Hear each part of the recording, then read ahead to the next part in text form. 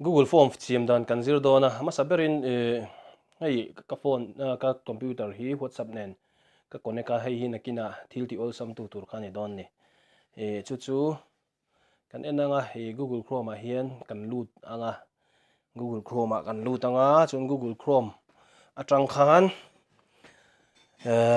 helai asira hian keima ming ki keima thalak le maron langa ki tilang chiang vak lawa ki ka sign in ta ni ka mail khan khami ka sign in khan headline thil thleng zong zong kha keima ta keima chan pol liu liu ani ti kha engtinan an form te po kha keima hne na aron lu theina chan tur khan e don ni khami ka sign in awang khan eng zong zong hi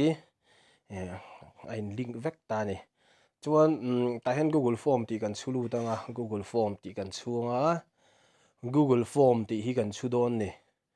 chuan Google Form ti kan chu ta tang khan hi Google Form free online survey for personal use ti hi kan zut klik anga chumi chu personal ti hen kan klik lenga chuan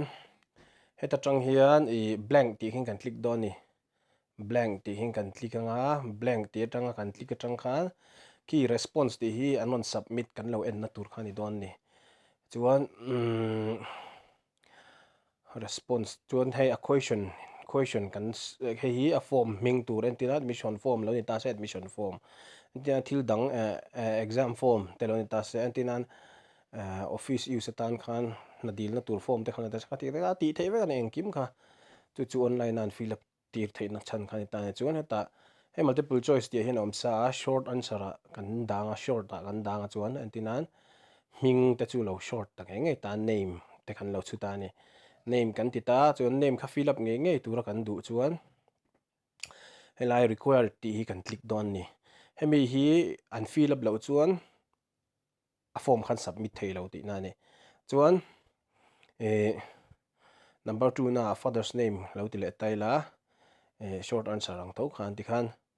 kan chu le thei ta a father's name ti kan da thei ta a chuan tiang hian hepo required ti kha angai nge ni pa ming kha angai nge kan du chuan required ti kha kan thai phei ga kan click lenga chuan ala win ti phei lenga tiang tur chu ni ta a chuan heta sir ka vatlik zo plastic hi ka click zo nga ta khian antinan multiple choice an upon father short answer kan ti la mother's name lo ti taila mother's name kha kan lo ti ve thei ta ni mother's name kha angai kher lo te po kan lo ti ve thei ta nu ming te po kha an lo da du kher lo mai theya kan lo da tir du kher lo mai thei ni chu mother's name kha kan ti ta chu mother's name kan ti kha fill up lo pon a submit thei tur ang han kan da thei ta ni chu fill up lo pon a submit thei tur kan da thei ho kha chu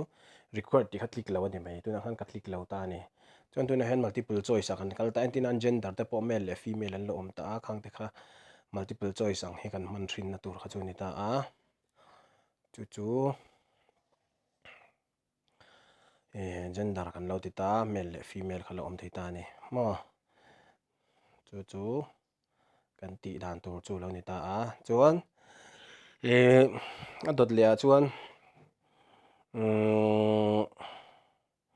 ki male kan tia chuan female kan ti ta hemi hi ti hian kan tia kan du za kha kan siam thei ta ni chuan nu an non fill up pun khan a hnuai hian submit ti ron lang to ni submit tin me kha chuan ke ma din hian khan ron lut mai don ni khami heta a browser i minga i hon to wang khan nangma Chrome khan ron lut char to dona chu phone mang pon en thei ni phone manga en thei na chu du le na kina kan la soi lenga phone mang poi en thei na chu tin phone mang pon hemi hi siam thei ni chu po chu atul chuan kan la soi leng chuan ki i lo hong du ta i lo share du ta ni an fill up tur khan i lo ti du don ta ni chu cheng tin nge tiang kan ti chuan helai send ti hi kan click don ni mail mang pon thon te an mail riat chuan ani lo pon hei helai ki kan click anga chuan ki kan copy thei ni ki kan copy theya heta copy ti po om ta a kan copy the ni lo pon heten kan highlight phei theya kan highlight anga ani lo pon tikang kan copy the ni lo pon heta sir tang hian ta tang hian kan copy thei ta ni chu kan copy nga ni china WhatsApp ka zut link kha ti khan ol sam deuh khan ka zu thon thei ta ni ka takan a link kha ka zu share anga ti khan lo fill up anga chuan khami eng lo khani lu tanga ilu tanga khamia ilu na khan ti khani eng lo nga response atang khan ilo en mei to don ne chen i pe sanga response atang khan ti khian khimia khen an lo lu tanga response atang khan i en mei to don ni chu chu ati dan tur kal mang chu ni a chu Google Form siam dan tlang pui chu ani